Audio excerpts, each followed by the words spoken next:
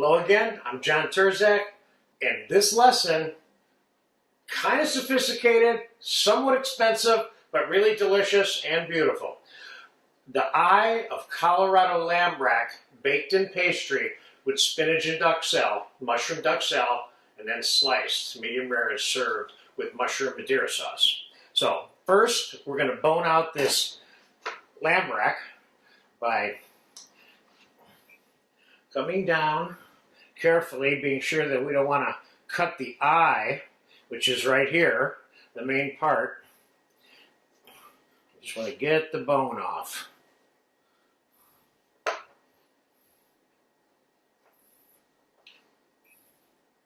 I love this dish. I've made it a number of times, and it's moderately expensive, but you can put filet of pork in this pastry doing the same method if you want also. You don't have to use lamb rack.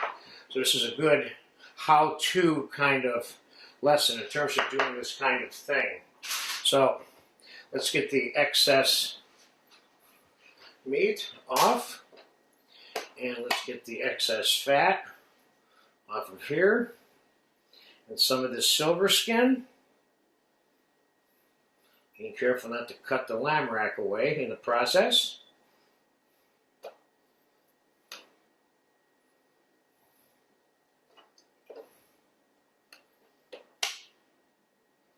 Can leave a little bit in here, which is, I'm going to take one more little piece of silver skin off of here, and we're done cleaning it. That's clean enough for me. Now, I'm going to put a little salt and pepper on this quickly, and I'm going to brown this quickly with a little bit of olive oil in a hot pan.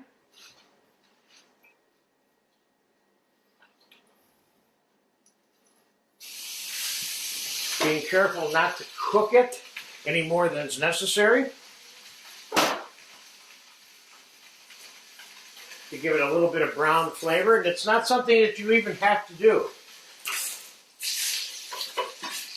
And it's worth addressing the notion that browning it seals the juices in, which it does not. The juices stay sealed into meat that you cook because you don't overcook it or cook it too fast. Okay, that's got a little brown flavor on it, enough for me. Now, I have here a Bush de Noël mold, but I could assemble this rack of lamb and croute directly on the table. I don't need the mold, but you'll see why I use the mold to do this. We're going to line the mold with a little bit of aluminum foil, because we're going to end up laying the pastry in here, and we don't want the pastry getting stuck to the mold.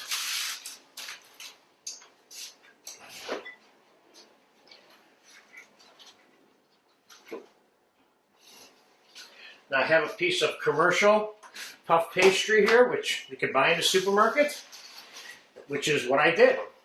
And a little bit of flour. Lubricate this table just a tad.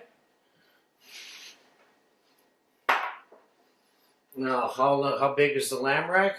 We don't have to roll this pastry this way at all, but it's a little too thick, so we're going to roll it this way. That seems about perfect. Now we're going to take our mold. Now, if I wasn't using the mold, I would just begin building what I'm about to build in here on the table.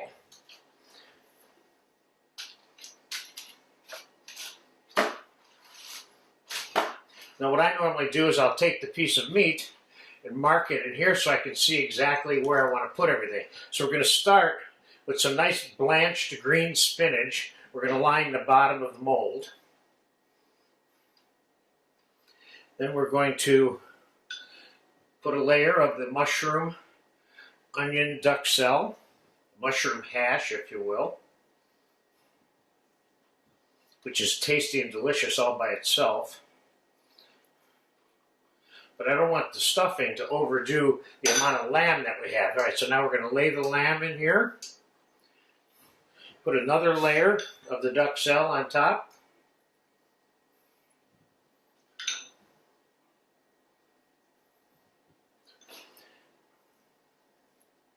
This is a nice dish. Excuse me for 1 second. And now I'm going to add the other layer of spinach to the other side.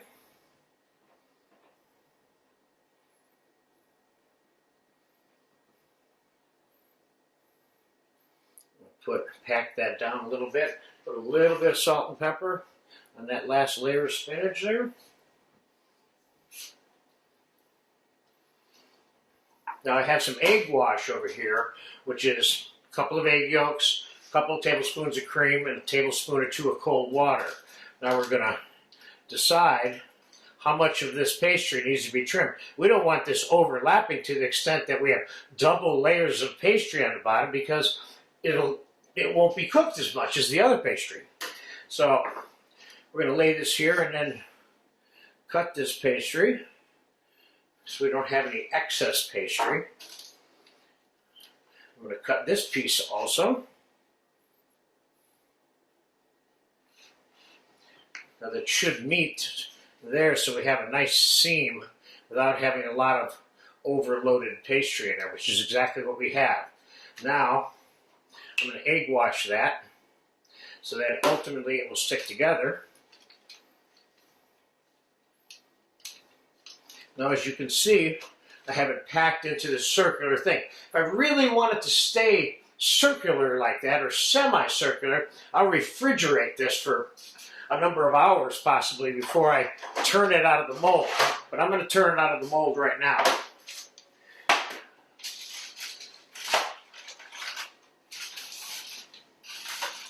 And we are going to seal up the insides of this pastry with a little egg wash like that. Then we're going to bring this down,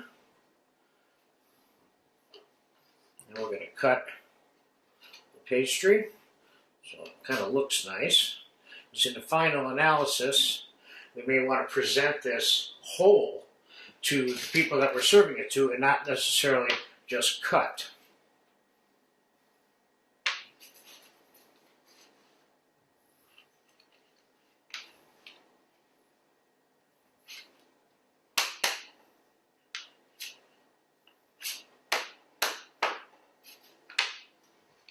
Now this pastry's starting to get a little bit soft. I'm going to put this in the fridge. I'm going to fast forward this a little bit. When this gets cold again, we're going to cut a little chimney in it, put a few decorations on it, and refrigerate it and get it cold. So I'll fast forward this now for about 15 minutes. We'll be right back.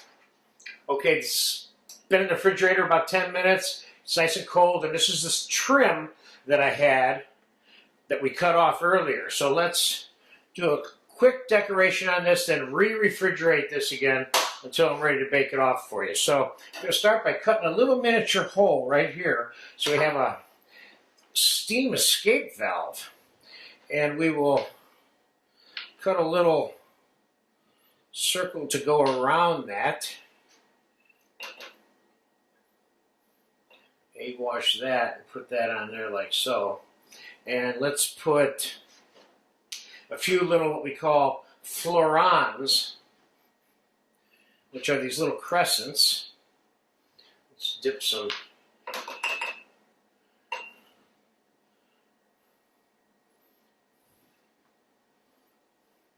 put 3 or 4 of these on there real quick. How about 2? Let's put 2 of those on there.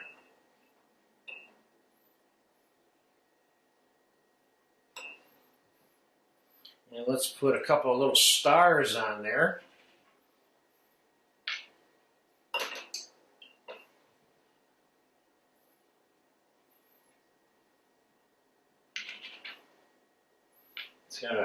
It's a good reason to hold on to your scrap because it's perfect for this kind of stuff. And then let's do a little bit of scoring on the pastry here also with the back of the knife. Make some little zigzag designs. We do the same thing down here.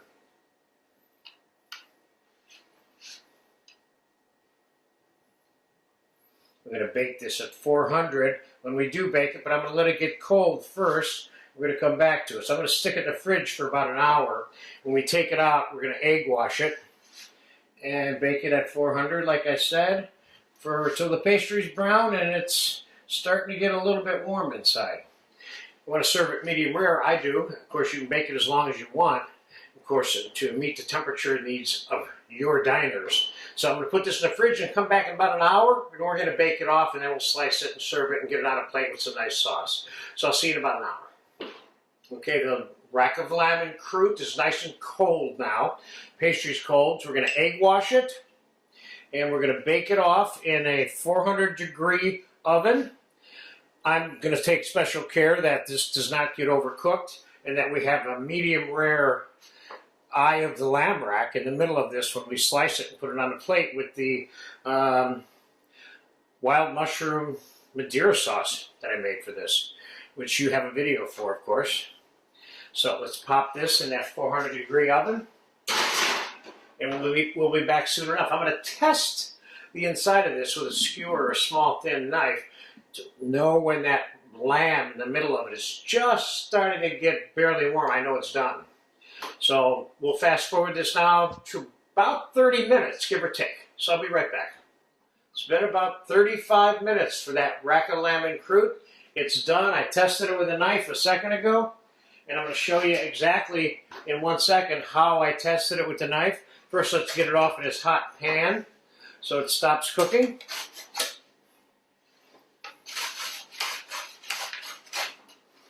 Get it on the cutting board. I took this knife into the hole in the middle and put it into the lamb rack eye itself. And the texture of that told me how done or not done it was. So let's cut it in half and find out what it looks like.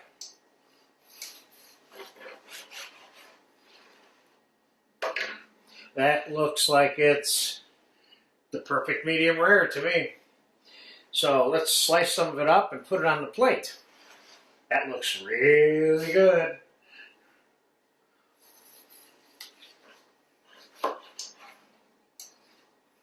Now you could, of course, stand it on the plate if you cut it the right way, so you have some base to stand on, or you can lay it on its side and put another piece up against it, which is what we're about to do here.